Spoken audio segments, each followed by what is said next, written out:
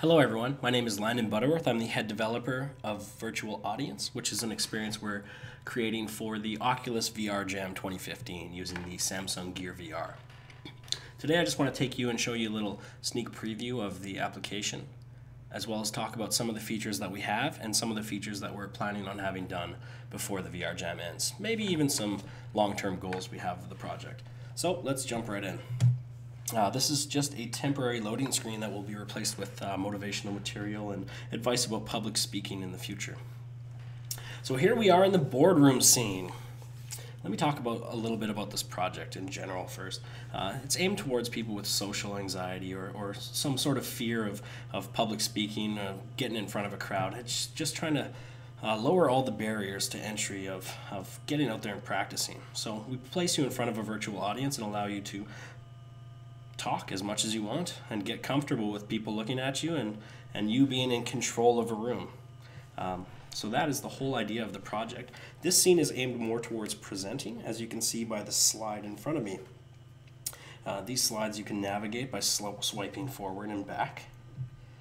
And that is kind of just reference material for you. And if I look over my shoulder here, you can also see that there is the slides back there for the audience to see.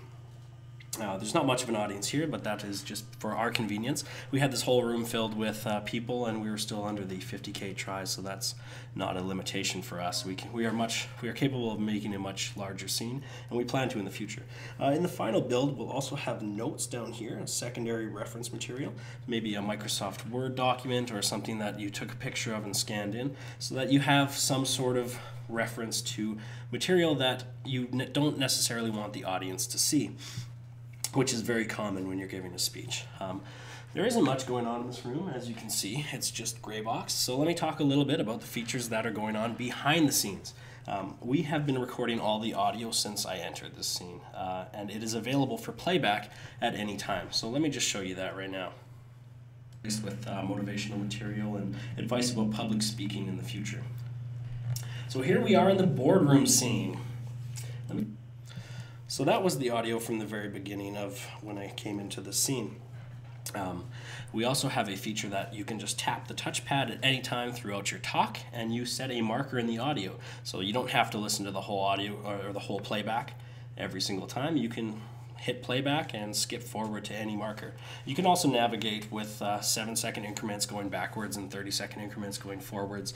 So if you forget to put a marker at something that you wanted to review or listen to again or kind of tweak and critique, you can still find it. It's just a little bit tougher. We'll try and make that as easy as we can. Maybe 30-second auto markers or something.